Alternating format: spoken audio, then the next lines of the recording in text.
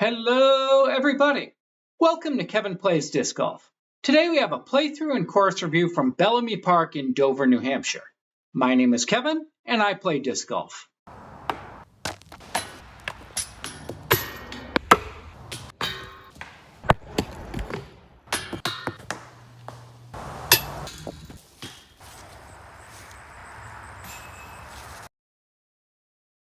Filming on course for this video was done on August 15th, 2025. The course originally opened in 2002. Yes, I have been sitting on this footage for nearly a year. The primary parking lot is across Bellamy Road just north of the Dover High School. The entrance to the parking lot is the first parking lot immediately north adjacent to the athletic fields for the high school. The first tee is just north of the main parking lot on the left side of the one-way road leading to the lower parking lot. There is an informational kiosk next to the first tee. The disc golf course is entirely separate from the school, so there are no time restrictions on when to play. Break and Chain's disc golf shop is on the course and can be seen from the first tee. There's also a practice net and two practice baskets just before the bridge that you have to cross to get from the first tee to the fairway of hole 1. I played this course in midsummer, and it had been relatively dry. As a result, the water level of the river was likely to be at about the lowest it would be throughout the course of the year. This playthrough is actually the second time I've played here, and though I played here previously not long after the course opened, I do recall the river having significantly more water, enough so that if a disc went in it, you were likely to lose it. Also, the course had changed significantly since I played it, and though I remember a few of the holes being the same, the general course routing had changed and most of the course felt completely new. I played the main long tees, and though there are 2 basket locations per hole, it was often unclear which basket location was being used, and I did not see any consistent pattern as to whether the basket was in the A or B position throughout the round. There are short tees, and I have pointed these out in the video, and I've also tried to point out where the alternate basket locations are in the video. Though there were a couple of trash cans on the property, I would treat trash as carry in, carry out. There was a porta potty near the tee of hole 11, which is next to the parking lot for Break and Chains and not too far from the basket of hole 1. Dogs are allowed as long as they are leashed and cleaned up after. Though there is a small playground and the park is open to the public, I only saw one person during my round that was there not playing disc golf. I'll have my overall review of the course at the end of the video. Be sure to like and subscribe and post your comments as to your thoughts of what looks fun and where you think the problem areas are. The tee for hole 1 is down a short set of rock stairs from the start kiosk near the main parking lot along the left side of the road leading from the upper parking lot to the lower parking lot. Now we'll go to the first hole where we will start the round and shortly after see how to get to the practice area and how to get from the first tee to the first fairway and the main part of the course.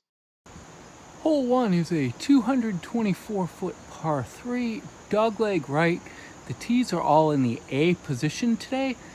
We cannot see the basket from the tee, however, it is pretty much straight through the bush on the other side of the river, and it also goes uphill, so though it's 224, we'll play a little bit longer than that. The river shouldn't really come into play. It's maybe only 100 feet to cross the river, so let's see how this works out.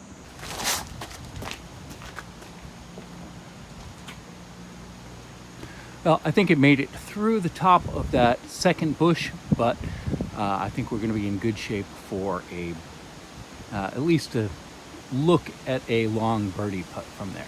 We're going to want to go back up towards the kiosk and continue down the path here, following the road towards the lower parking lot and towards the practice net and practice basket.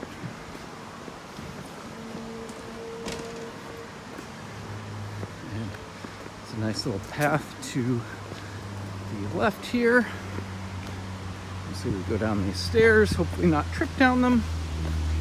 We have the practice net and practice basket. Practice net and practice basket right ahead of us. We have the bridge. We do need to cross this bridge.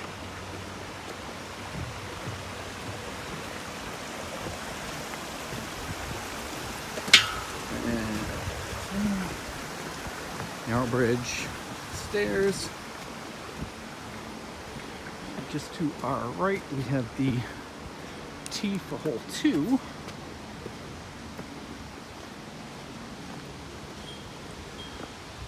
And come over here. Here we have the main fairway. Here is the bush that I hit.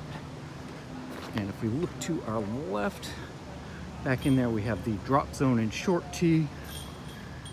And let's see, where did we end up? Oh, and I am right there, just on the other side of the bush.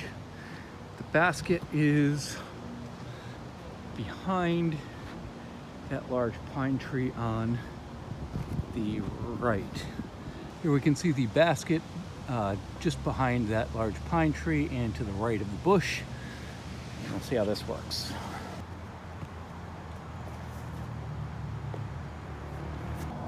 And let's see about my par putt here.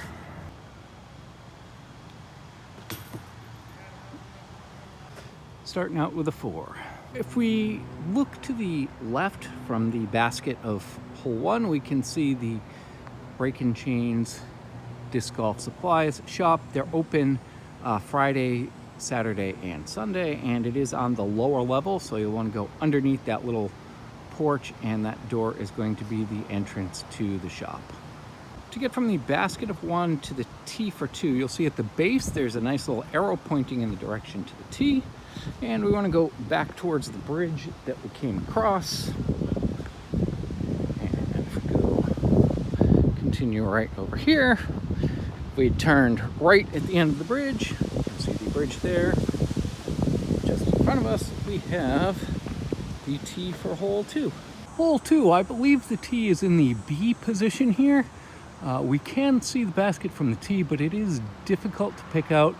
If we go to the next to the last tree on the left side of the fairway, the basket is in the woods just to the left of that. It's going to be very difficult to pick up on camera, but you can see it from the tee. There is out of bounds in the river on the right. It is marked by tufts, and there is the creek that we need to get over as well. We can see the short tees just on this side of the creek in the middle of the fairway to the right of the bridge. The water level in the river is low enough right now where I'm not really concerned about losing a disc in there. There is a little bit of a right to left breeze helping us not go into the woods too much, but again, it is going to be, we do kind of want to stay on the left side and not go out of bounds to the right. Clearing the break in the fairway is not that far off. It's maybe 150 feet to clear that, so not too bad.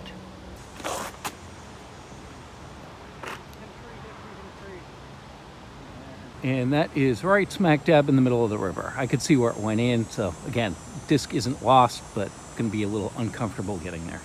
Here I am at the out of bounds line on the fairway, and from up here, again, we're probably 40 or 50 feet away, but we can see my disc sitting in the middle of the river. So again, I'll go retrieve that, play it from here, and take my penalty shot. With it being late summer, it has been pretty dry for the last couple weeks, so it was easy to get at. The river's maybe 6 inches deep there at the deepest part of where it went in, but I imagine in the spring it could be a lot more challenging to get a disc that's out there. It is going to be very difficult to pick up where the basket is from the video, but we can see it. It is straight over the middle of that dead tree that's kind of between those trees out there. I've got probably 150 feet or so, and we'll see how this works out for par.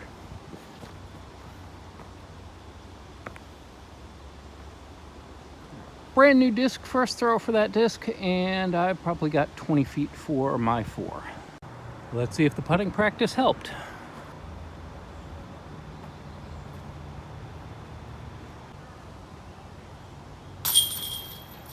Well, hopefully we got the double bogey out of the way early in the round.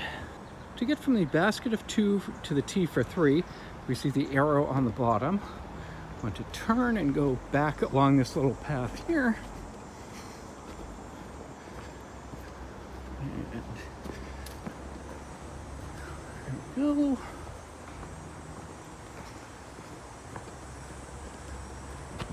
Squirrel, squirrel, squirrel.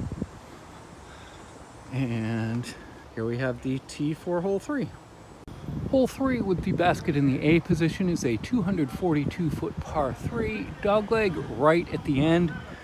We can see the basket from the tee, however, again, with this basket colors and lighting in here, it is difficult to see it, but if we go through the narrow gap on the right side of the fairway next to the dead tree, and we will go, and if we look all the way up to the last tree that's at the end of that, the basket is just in front of that tree. Main play is going to be going from left to right here.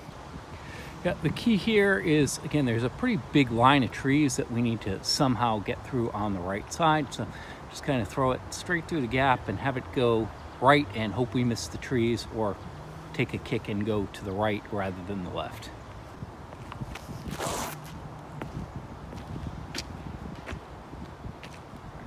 And I threw that into the ground and it went left, but I think I have at least a look at the basket from there. As we walk up the fairway here, you can see all the trees on both sides. Again, it is very difficult to pick a spot to go through here. I guess this right here may be the best gap, but that's still going to leave you short. And it's a little bit of a longer gap, but the basket is actually still quite a ways further up, just over the crest of the hill. If we look between the sort of central two trees on the right, the one right in front of us and the one with the stump in front of it, if we follow that path, the basket is straight back that way, tucked behind another cluster of trees.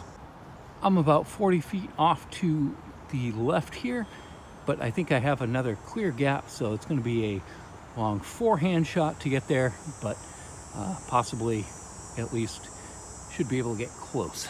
It rolled through the trees, ended up going a little bit further left than I wanted to, but rolled through the trees and kind of back down the back of the slope, so I may be close. My disc curled around and rolled further right than I thought. I am basically right in front of the tree, but I do have a clear shot, but it is long, so let's see if I can make a really long par putt.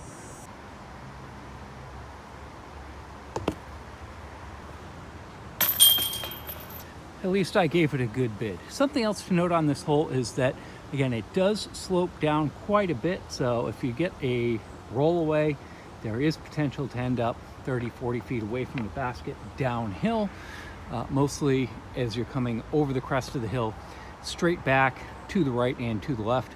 It's kind of any direction long you can get a roll away potentially. There are a couple of logs around here to stop you from going too far, and trees, but you can at least end up, if you get a bad break, 30 plus feet away. To get from the basket of 3 to the tee for 4, if we continue straight past the basket with the tee behind us and go off to the left, you can see we have the tee pad right in front of us. Hole 4 is a 395-foot par 4, assuming we're going to the A positions here. I have not looked up to see exactly where we're going, but it is a dogleg left. One thing to note is that the road to our right is out of bounds, but it does take a long way to get there. I think with the tee shot, if we can get over the hill, up past that tree that has fallen over pointing towards us, if we can make it up there, we're going to have a reasonable second shot, kind of no matter where we end up at the top of that hill.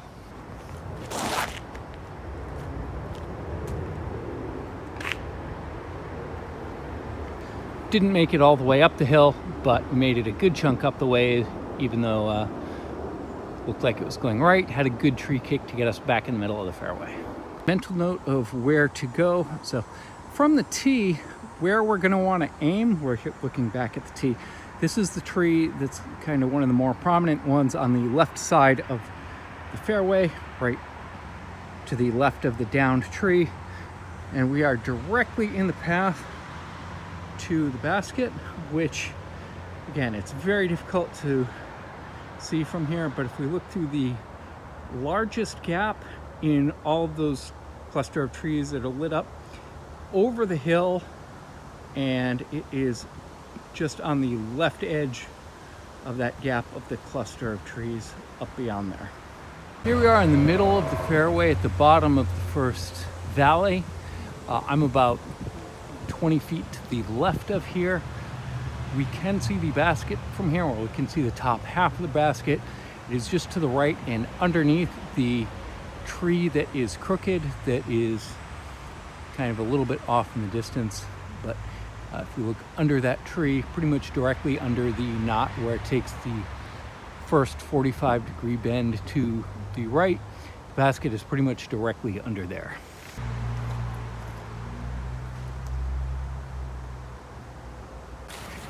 That's way right, but I should finally be able to see the basket from there. Again, here it is quite difficult to see the basket, so we are just to the left of the downed tree at the top of the crest.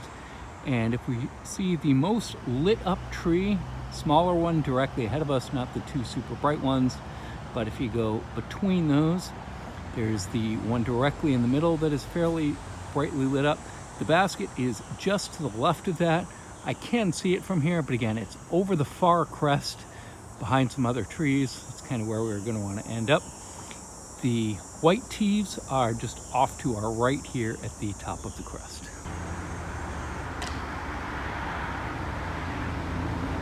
I'm still going to have a long way to go from there. And if we look up, we have another downed tree here, and there is some grass up here. Again, it's thin enough where I don't think you're going to lose anything in there because of how little of it there is. Now that we're up on the green, long and left is significantly downhill. So I am right about pin high. So this is going to be kind of a 40, 50 foot death putt. I believe I'm standing right on top of the B pin location here. We turn to our right. We can see my disc in the shadows, and the road is not too far off here, so the out of bounds comes much more into play on the second shot than the first.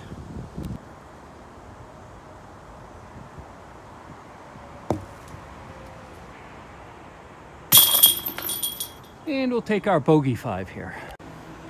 Here we are sort of looking back towards the road here, and to get from the basket of 4 to the tee for 5 on these Mach 7 baskets. If we turn to our right, we probably noticed the tee for hole 5 just off the right edge of the fairway going up the first hill. There is a little bit of a safer path to get over there if we stay to the right of the fairway, just to avoid being thrown at here. And if we continue on the fairway here,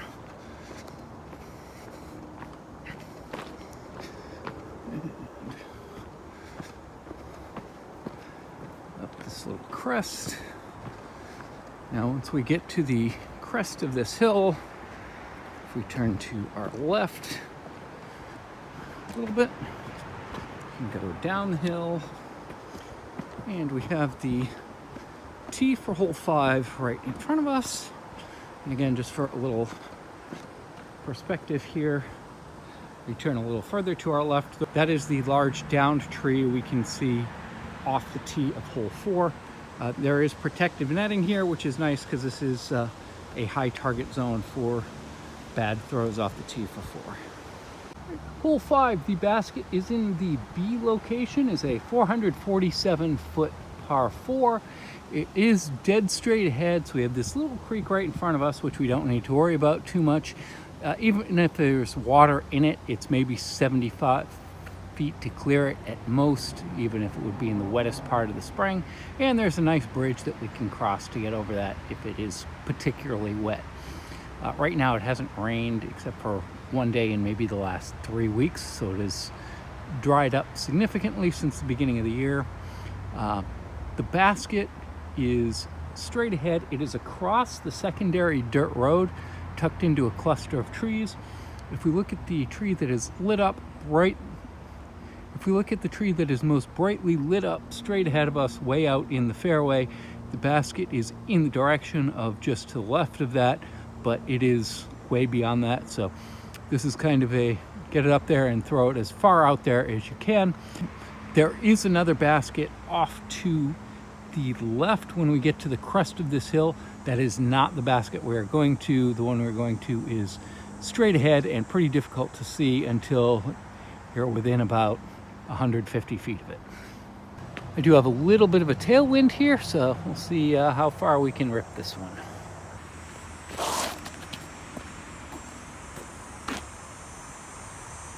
Well, I'm right, but I made it to the top of the hill.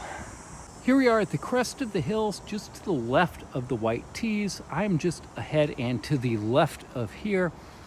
We cannot see the basket from here. However, it was in the other pin location from here. If we look to our right, we can see there's a concrete block. That would be the other pin location, not the one we're going to.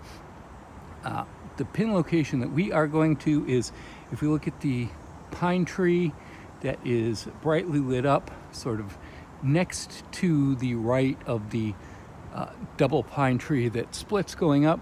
The basket is directly in that direction. So this is kind of a poke and hope we get it up there hole. From here, I have no shot at getting to the pin because of these 5 large pine trees that are in the way. So if I can make it out to the road, I'll be happy here. The road is inbounds.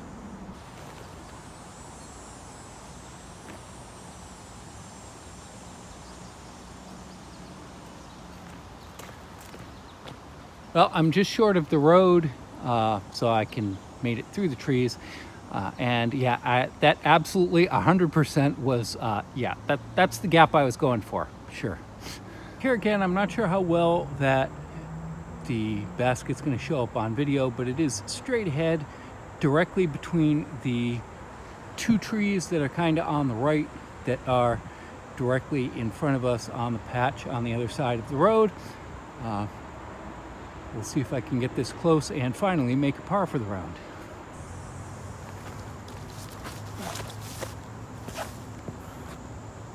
All right.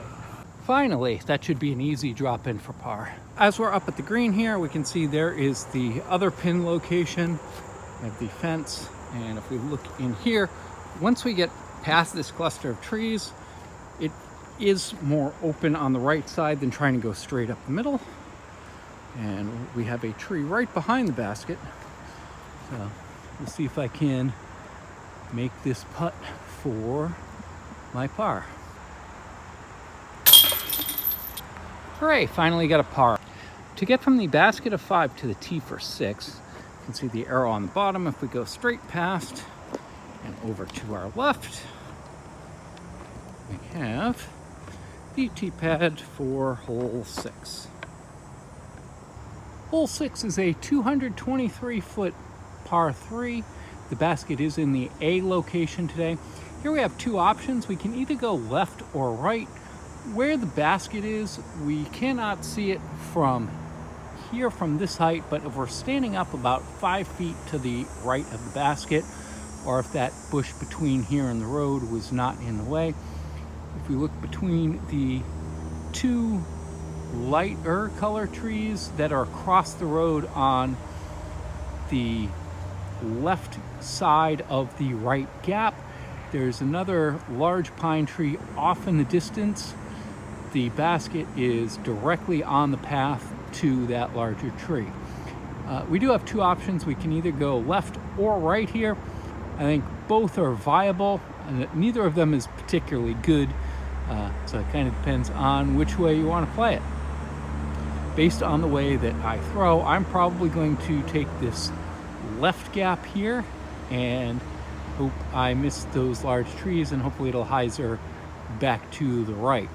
Now, I will say it does play slightly downhill, so it will play a bit shorter than 223.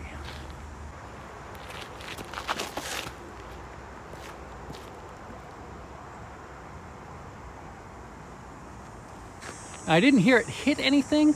That was definitely on the right path. If I got a skip, that could be good. My suspicion is it's a little bit short and a little bit left, but I actually may have a birdie putt on this. As it turns out, the basket is in the B location, not in the A location. I happen to end up right in the middle between the 2 of them. So as I suspected, a little bit short, a little bit left.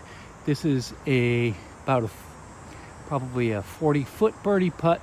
Again, something that I could make if everything goes well, but Again, I should get a par from here.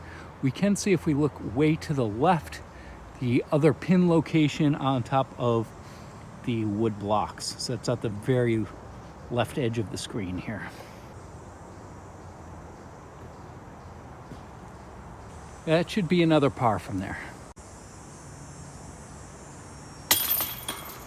That probably shouldn't have gone in, but it did. To get from the basket of 6 to the tee for 7, if we look to our right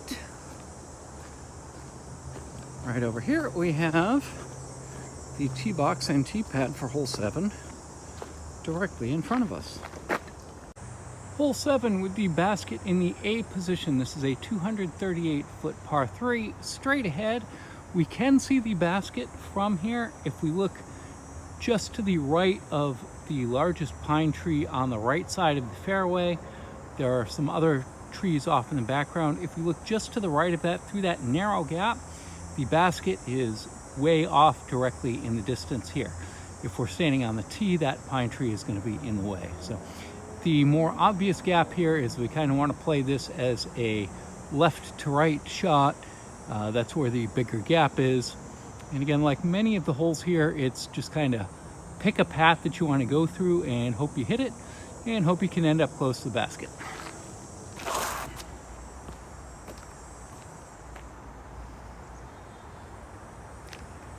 That actually was the gap I aimed for. So again, I'm not sure I'm going to have a realistic birdie putt, but I should at least be able to see the basket from there.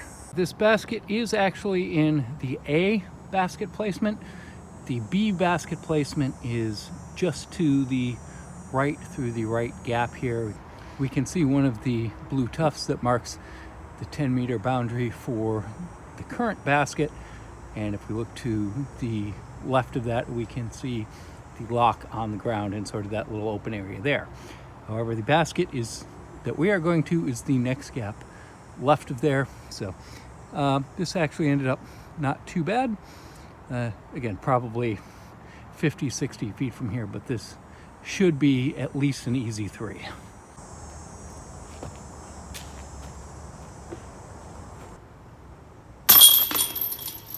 Hooray, that's another 3. So to get from the basket of 7 to the tee for 8, with the dirt road on our right, if we just look to our left, and maybe we'll see it in the picture here, we have the tee for hole 8 right in front of us, and there is some netting here again to protect us from people throwing on hole 7. Hole 8, the basket is in the B location, is a 205-foot par 3. Again, it is a sort of a left to right, though there is a straight gap. We can see the basket from the tee. It is through the middle of sort of the brightest of the bright green stuff. Again, it may not show up well on camera, but we can see it from here. It's from here, which we're on the back right corner of the tee pad. It is directly over the leftmost marker for the white tees just in front of us. So again, we got a couple different options from here. Right, there's a little bit of left to right wind, and there's a bigger gap on the left, even though it may not look like it from this angle, with the slight hyzer once we get past this. Slight hyzer for me playing forehand, and it being relatively short at 205. Plays slightly downhill. I should be able to get to the basket from here with the river rather than a distance driver.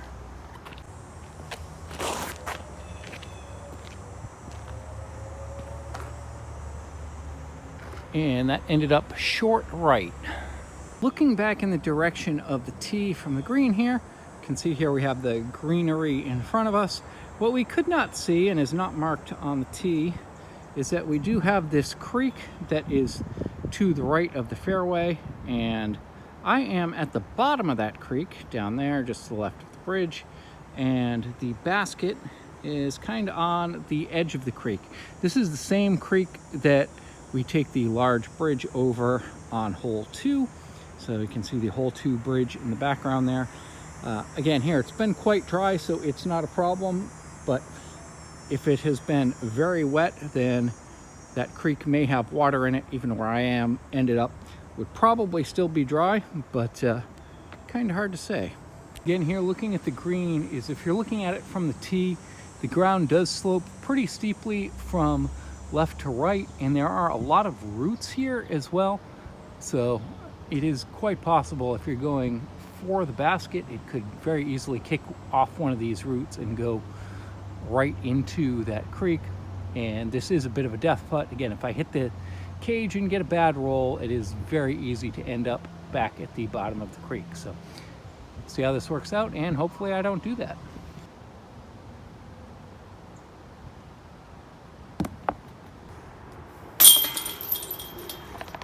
So par 3 here, again, not that bad. At least I had a good shot at birdie.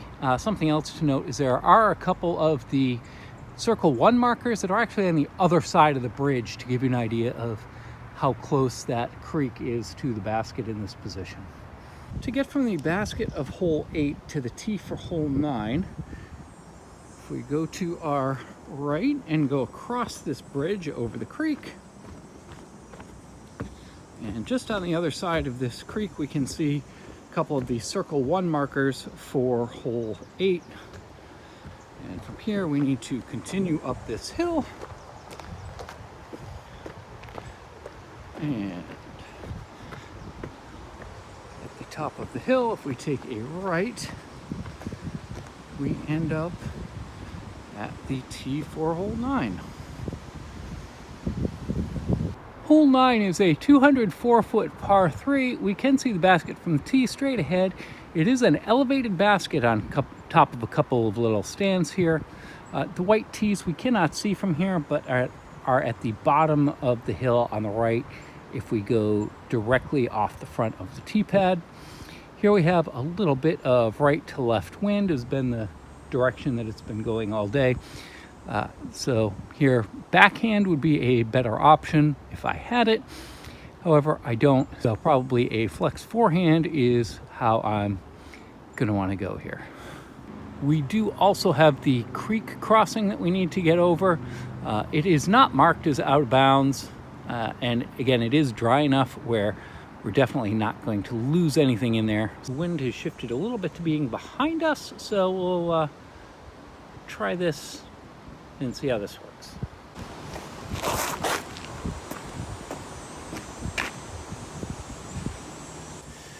Well, not what I had in mind, but I think it made it over the river and I'm close to the road, so I think I'm kind of past most of the trees there.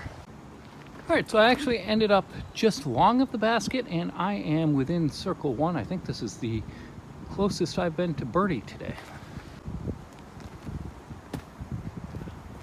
So we will take our par 3 there. Here we are at the basket of 9. If we turn around and walk along the dirt road here,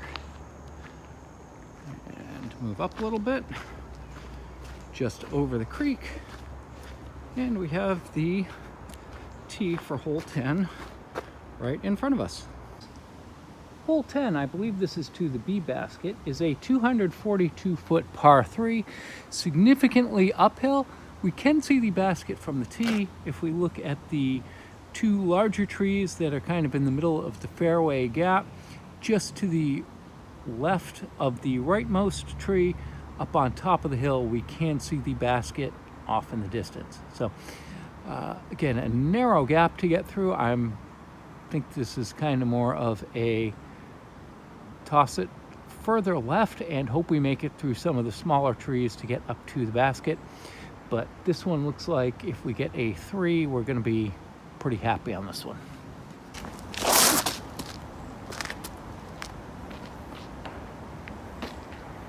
Well, I hit the last of those trees on the left and it bounced back, but I at least made it a good way up the fairway. And here we have the chipmunk that is the guardian for the hole 10 tee. A couple things to note here is that there's another basket off to our right. That is the hole 1 basket that we played earlier. And if we look way off to the edge of the screen on the left, over by that last prominent tree on the left, I'm not sure if we can see it from here, but that is the other basket placement for this hole. So see if I can make a par. Par is not bad on this hole with as many trees as there are on the way. From the tee of hole 10 to get to hole 11, if we turn to our right, we'll see that we have the pro shop again right in front of us. And we take a right and follow along the edge of the driveway here. We are walking up in the direction of the tee, so we do want to be a little bit careful of people throwing here. But here we are at the tee pad for hole 11. Hole 11, I believe this basket is in the B pin location, so that would make this a 305-foot par 3, significantly downhill.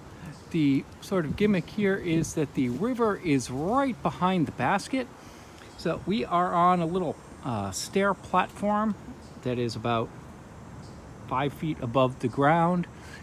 Then the tripod on top of it that is directly next to the tee. So from here we can see the basket straight ahead. So we see the tree that splits into two, and then about a third of the way between that and where the white tees are, we can see the basket way down the hill. Again, this does play significantly downhill, and we do not want to go long because again, the river is out of bounds. I don't think you'll lose a disc today because of how dry it's been, but much rather have a putt for birdie than a putt for par.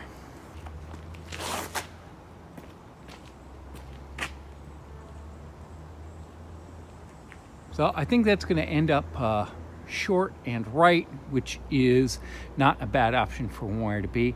There's also some orange flags, which you can see if you're standing up from here in the middle of the fairway. So we should play that as casual hazard. So do not throw from in there if you do end up in there. We'll take a closer look at that as we get up to the white tees.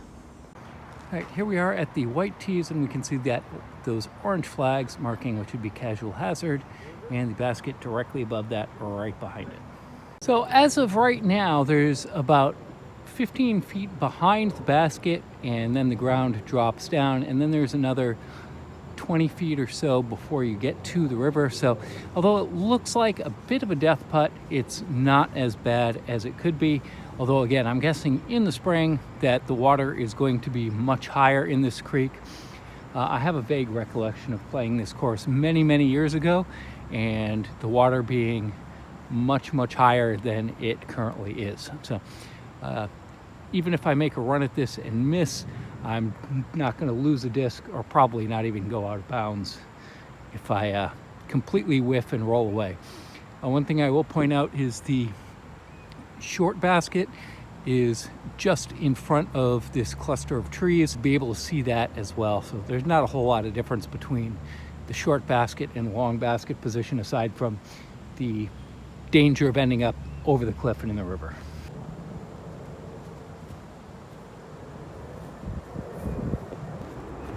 That was a little safer than I had intended. Around the green, here's a look at the alternate basket position. If we go towards where the basket is and look over the edge, again, you're not going to lose a disc in there today. It does look like it does get quite a bit deeper if you go more than about 5 feet into the water there. But with the rocks, you may end up down there, but the river's low enough where it's not a problem. But again, that could change quite a bit. You also have a bunch of roots here, so if you end up long, you could get a bad skip or bad bounce and end up in a bad spot. All right, can I make a 20-foot par putt?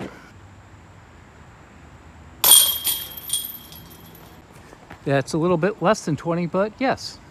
We get from the basket of 11 to the tee for 12. We turn to our left and we walk upstream. We have a nice little path over here. And there is a basket just on the other side of those branches. I believe that's the basket for 18. And we have a nice little trail to walk along.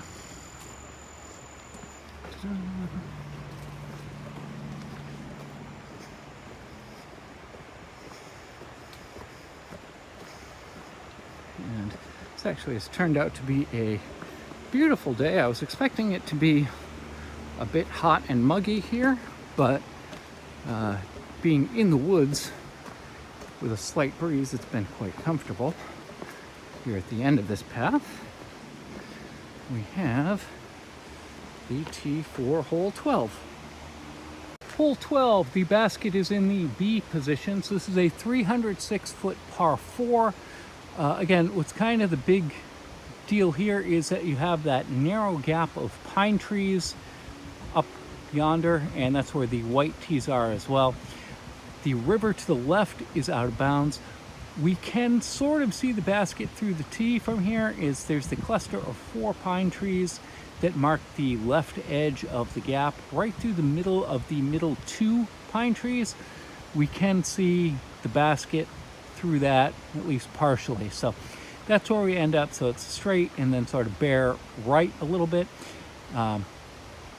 Again, it's how much risk do you want to play? How much reward do you want to have? So I think this is eagleable, but you need to hit that pretty narrow gap. And if you don't, you have a pretty good chance of ending up in the river out of bounds. All right, so here the goal is if we can make it up to the other side and make it past those trees, then we will have a good shot at birdie from there. It's pretty open after we get to that little crest.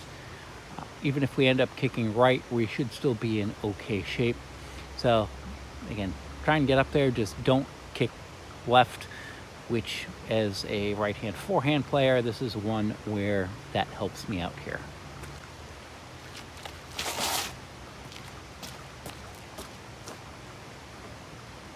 Not sure if you could see the kick, but it bounced off the last of the 4 trees, rolled back, and I'm on the upslope. So it's going to be tough to get a birdie from there, but par is definitely still in play. And most importantly on this hole, the disc is dry. Here we are on the left edge of the white tees. Again, I'm behind and to the right here a little bit. I've got a whole bunch of trees to see if I can go through. I'm not sure I have a good way to get there, but even from here, you can see there's a lot of trees in the way. The green does slope slightly towards us and from right to left. So you do have the potential of rolling away towards the river, but it does look like there are a couple of logs there to stop you from actually going over the bank and ending up out of bounds.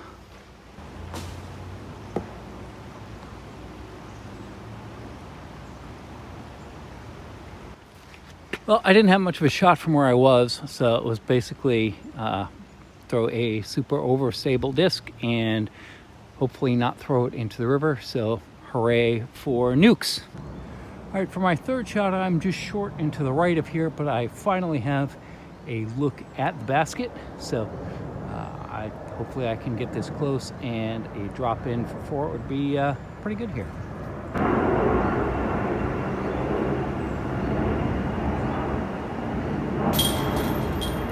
Wow, how about a throw in for 3? I'll figure out exactly how far that was, but that could very well be the longest I've ever shot. So I was about 20 feet, pretty much, maybe not 20, about 15 feet directly to the right of here. Yeah, that was the right disc choice and line, I guess. Also, the disc for that was my Omega Super Soft putter, which the reason I went with that is to reduce the rollaway potential here, which I was a bit concerned about. The upside of the Omega Super Soft is that it does stick very well to the chains, so as long as the speed was close, it was gonna stick and go in, though the angle looked like it kind of would have gone in regardless.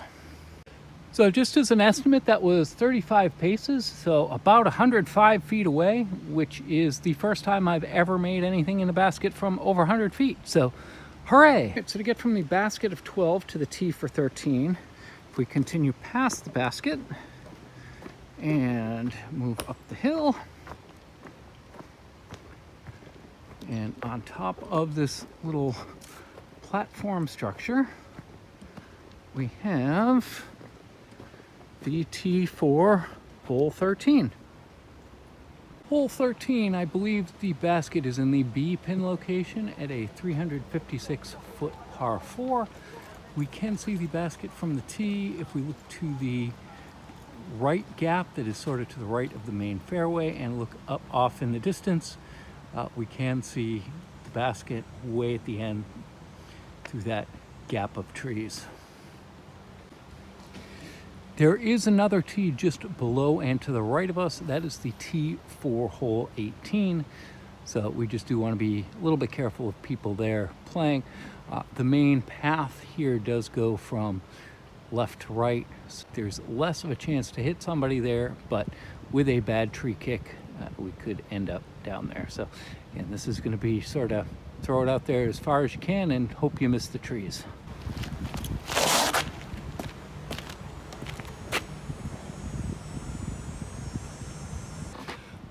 Well, if that had been 6 inches to the right of where I wanted to throw it, it would have been fine, but it skipped down. I'm down at the bottom of the hill across the fairway. I may be in the 18th fairway there. So from here we can see the top of the basket. This is kind of the middle of the fairway where you might expect to land. Just over the crest of the hill to the left of the bright, large pine tree that's lit up by the sunshine. It is just over the crest to the left of that. My disc ended up on the edge of the 18th fairway, which is not out of bounds, but I am about 40 feet to the right of here. So my idea is basically just going to get it up to the crest of that hill because I've got some trees in the way. So if I can make it up to the crest of the hill that we can see there, I will be happy.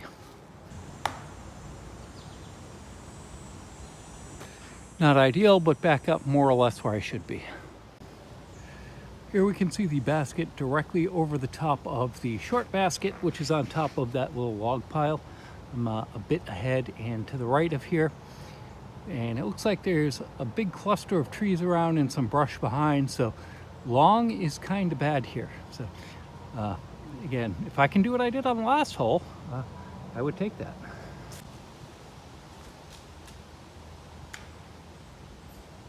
Didn't get that left enough, but I should have a clear look at the basket for par. So here, if we take a look around the green, we can see that there are several trees that are within 10 to 15 feet of the basket. So it's really just sort of dropped in the middle here. If you want to take a ride on the swings, take a little break, now is a good time to do that. I ended up to the right and actually ended up in a clear gap. So long par putt, but at least have a putt for 4. That's a little over 20 feet for par. So to get from the basket of 13 to the tee for 14 with the swings behind us, if we turn around 180 degrees, so this would be left off the fairway, you'll see this little structure over here. And these benches are the tee for hole 14. And right over here we have the tee pad and a little place that we can stand here. Hole 14 with the tee in the B position is a 406-foot par 4, dogleg left. The idea here is there's a rock wall that marks the edge of the grass. If you can be in the dead center or slightly to the right of that, then there's a clear shot to the basket on the left. You can see that there's one tree just over the rock wall in the middle.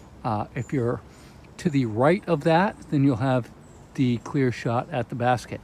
If you can get further up, then you can get further up. But the idea here is you don't want to kick too far right or you're going to have trees in the way, and too far left, you're also going to have trees in the way. So there are a couple different ways you can play this, but a placement shot is not a bad idea here. I'm probably not going to do that. I'm probably just going to wing it and see if I can be left and get a little bit past the rock wall into that alleyway.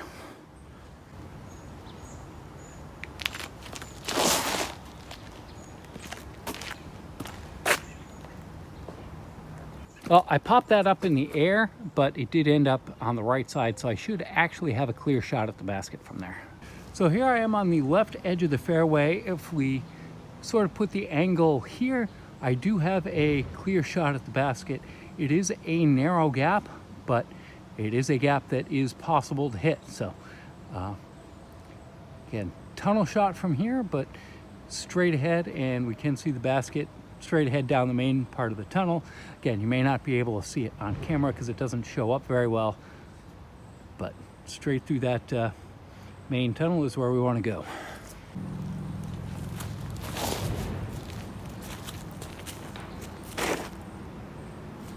And that's what happens when you miss a tunnel shot and don't release it flat.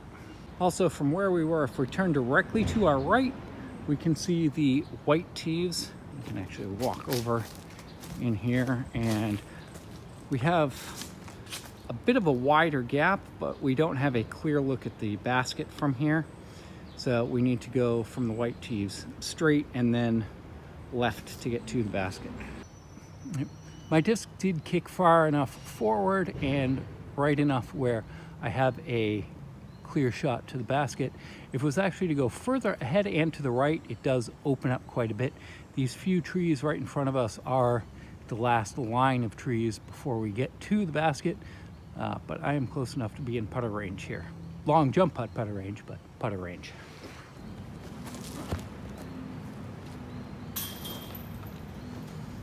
Well, can't really complain about hitting the chains from this distance away again, so I'll get a better distance on that here shortly.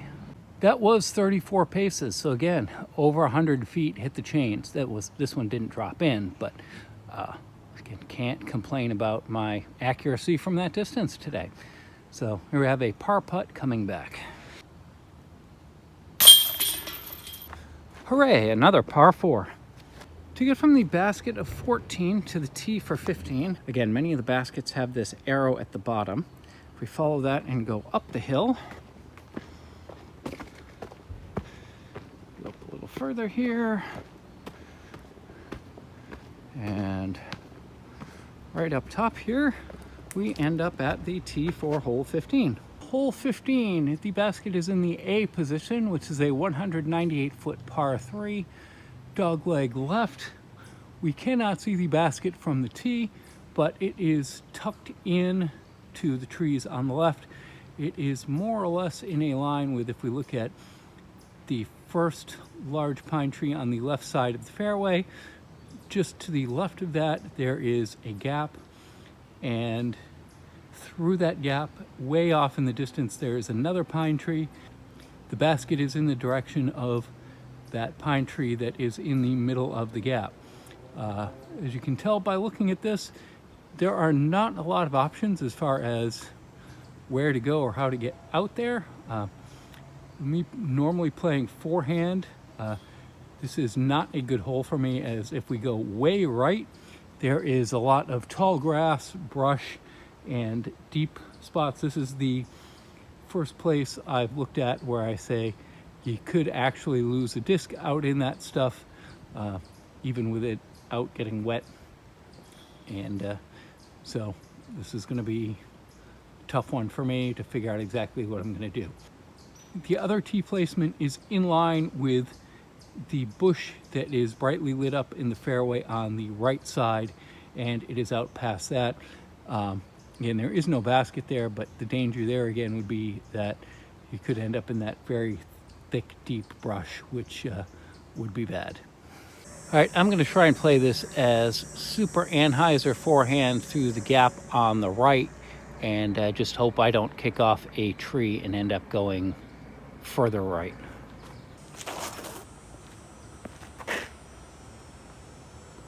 It never flattened out, didn't really get the glide out of it that I wanted. Put on too much Anheuser out of paranoia, and it cut rolled back across the fairway, but it's not in the deep brush. I should have a look at the basket from there. If I had been playing the B tee here, then I would have about a 30-foot putt for birdie on this. To the A basket, it's about a 45 to 50-foot putt obstructed. But again, the reason why I was sort of concerned is that you can see these weeds, and this long grass short isn't that big of a deal, but if we go out here, we have these weeds which has swamp behind it. Those are a solid 6 feet tall. The weeds, they are taller than I am, and some thick shrubbery in here. which if you're in here, you may not be too bad, but if you end up way right, your disc is probably gone. From here, we get a good view of the basket, which is on the right side of the screen here. It does open up once we get past this line of 4 or so trees. It is guarded directly ahead of it, so there is no good clear shot directly to the basket. That's just not going to happen from the tee shot anyway. But from here, I should be able to get close enough to have a very makeable par putt.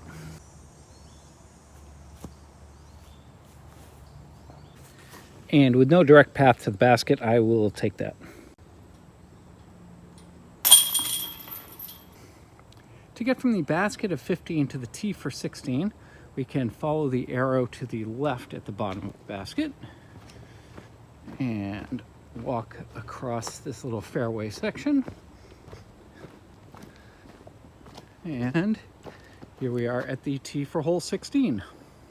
Hole 16 with the basket in the B position is a 219-foot par 3. It is directly in the middle of this line of trees that is in the middle of the fairway.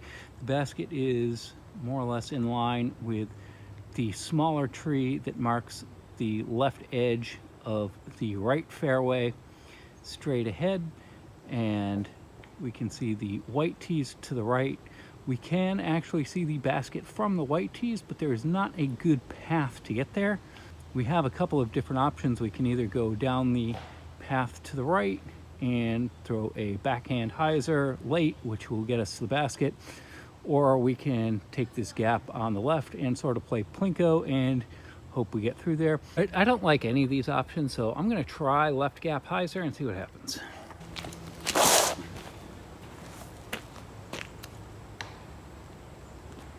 Well, not enough hyzer, and I hit the tree I was aiming for. All right, so here we are on the left edge of the fairway of 16, and just to note, we are right next to the tee pad for 17. I am left of where I would like to be. However, I still have a shot from here.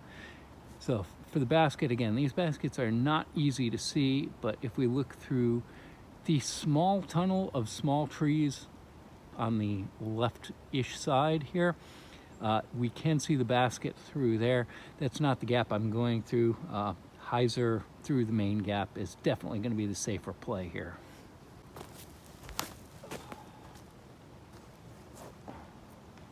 Yep. And I short armed that because of the tree, and it almost landed on the alternate pin placement.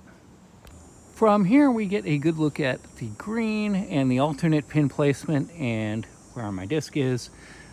Again, there are some trees back here. It's just kind of wherever you end up, pick a gap and hope you go for it. Most of this course does seem to be a lot of scramble golf. So it's, again, just pick a line and hope it's the right one and hope you hit it. I have trees to go around. I don't have a clear view of the basket from where I am, but I've got options of exactly what to do.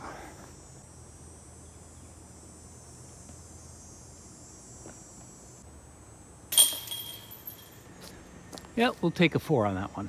Right, here we are with another basket that has the arrows on the base of it to show us where to go.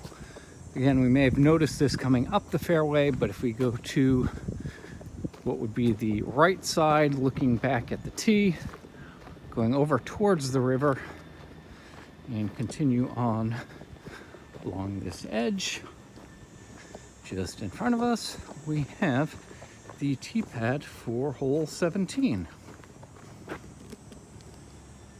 Hole 17 is, I believe, in the A position, a 256-foot par 3, dogleg left.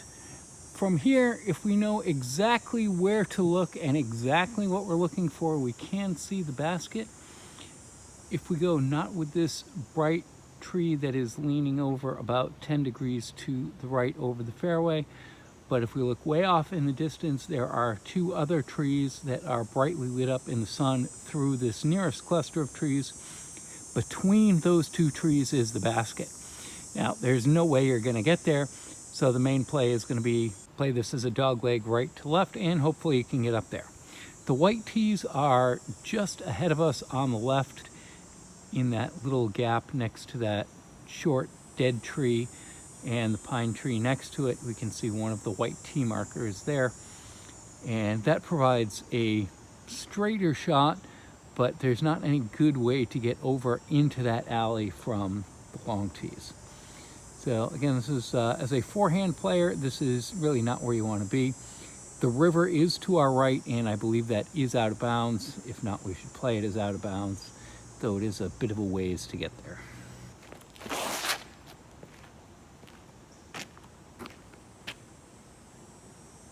Well, if I'm going to pick how to yank a shot left, that's how I'm going to do it, to somehow miraculously miss all the trees and end up where I wanted to be if I'd gone straight.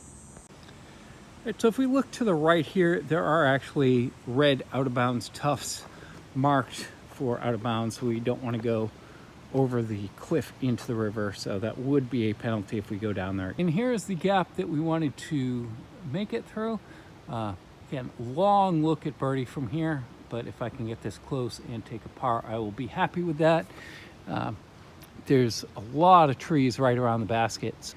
No matter what direction you end up going, it's going to be pick the best path around the trees and hope you miss them and can get close to the basket.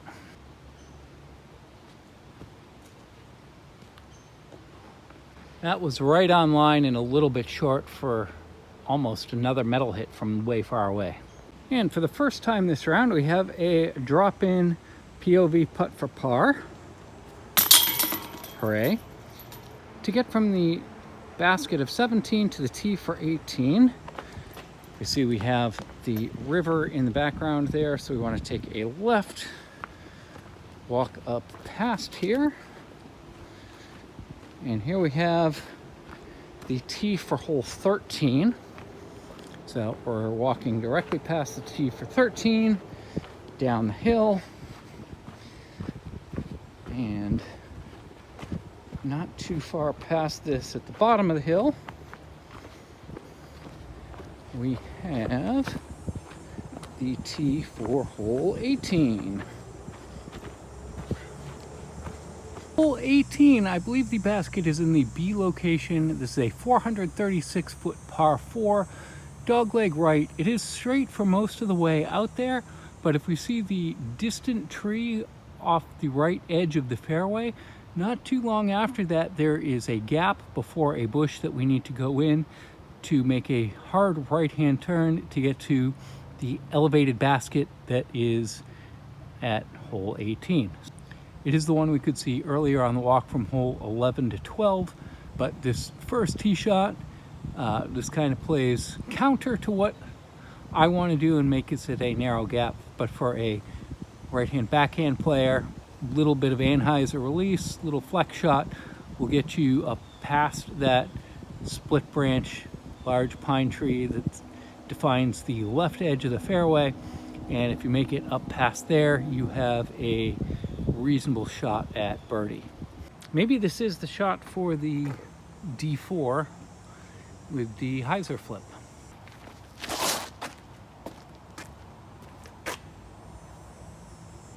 Well, that's not the gap I was aiming for, but I'm out by the edge of the shadows, a little short of where I want to be, but safe and still have a good shot at par from there. I am just ahead and to the right of here, and we can see that large tree that we could see off the tee. Just behind that, we can see the bush. That is sort of the marker of the gap that we want to go through is between those two. And if we look through the trees, we can see some white stuff at the bottom. That is the base for the basket. So that's where we want to end up being. Thankfully, I have a disc for this.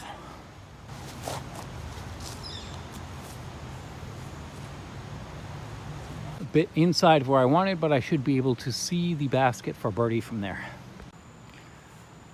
All right, and let's see if I can get a birdie to end the round.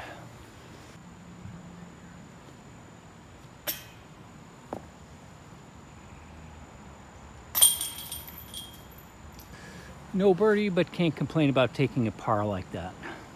To get from the basket of 18 back to the parking lot, we want to follow the arrow to the left. We do want to be a little bit careful here because we are crossing the fairway of hole 10, I believe, here. So we do just want to be a little bit careful. got a group that is walking towards the tee, so nobody on the hole right now. I'm gonna walk straight across. And we're also walking across the fairway of hole 1. So I want to be careful of that as well. And continue across the path here.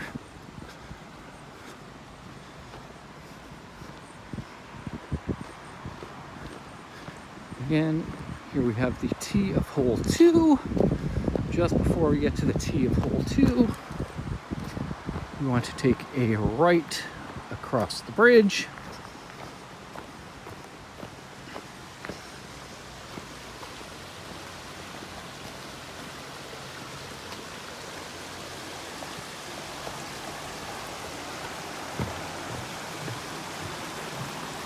Nice sounds of the babbling brook.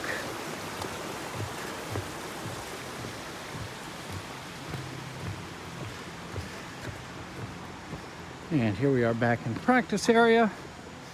And depending on where you parked is going to depend on where you want to go. If you're up in the main parking lot by the entrance, you're going to want to take a right.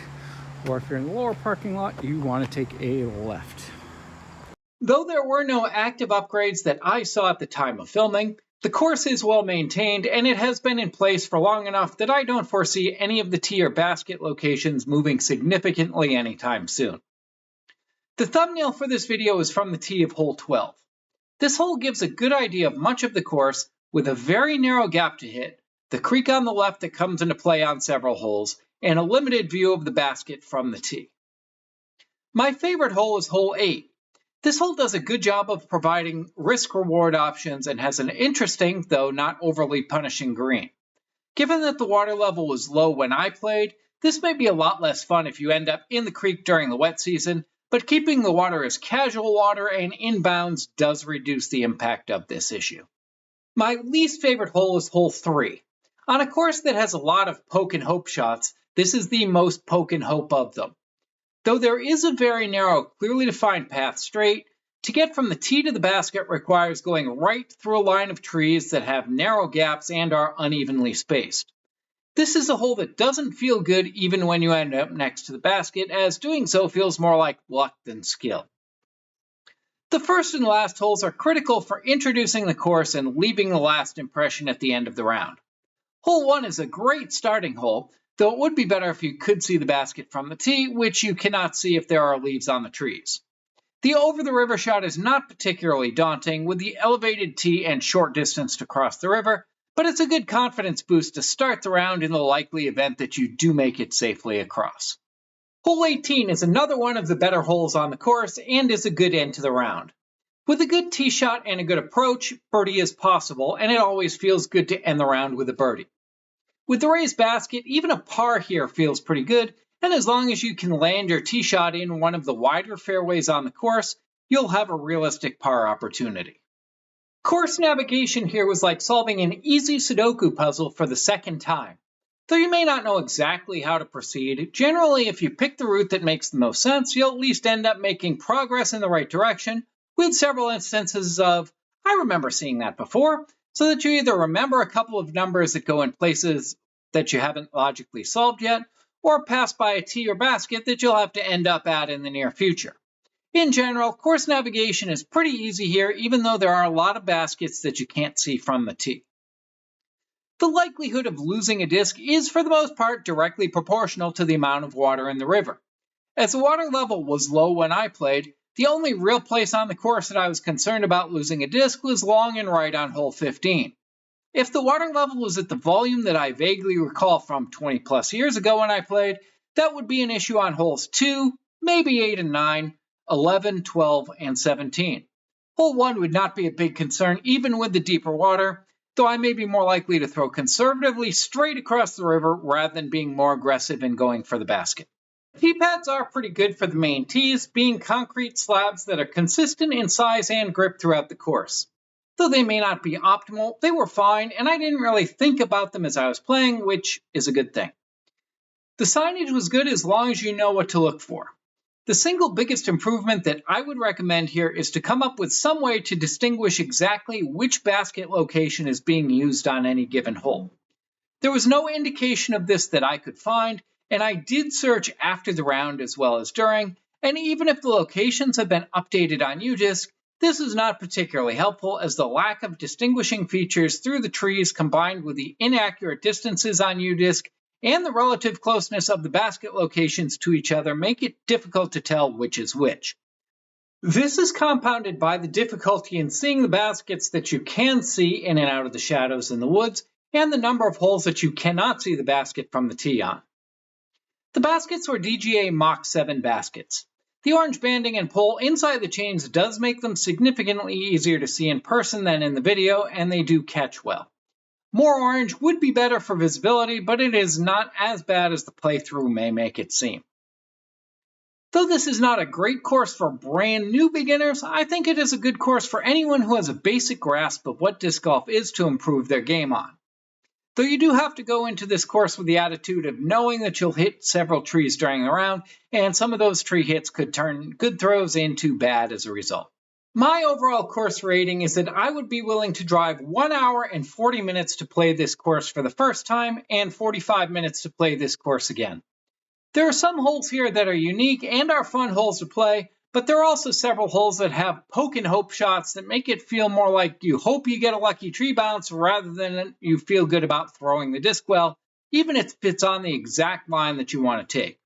I think that if you wanted to play a 9-hole round that would include most of the good while skipping most of the frustrating holes, you could place holes 1 and 2, jump to 7, play 7 through 12, and then play 18.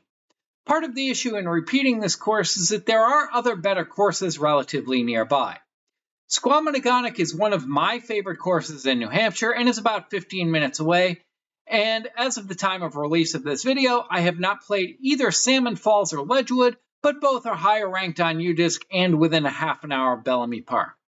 Though it would change the overall vibe of the course and make it significantly easier in places, I think some tree removal in the poke and hope areas to create one or more intended pathways would go a long way to making this course more enjoyable to play, rather than staring at a multi-layer deep overlapping wall of trees. Like, share, and subscribe. Check out my other video linked here or the playlist of my disc golf courses of Vermont and New Hampshire linked in the description. May all of your river throws at Bellamy Park be of the Latitude 64 variety and not the I need a towel variety.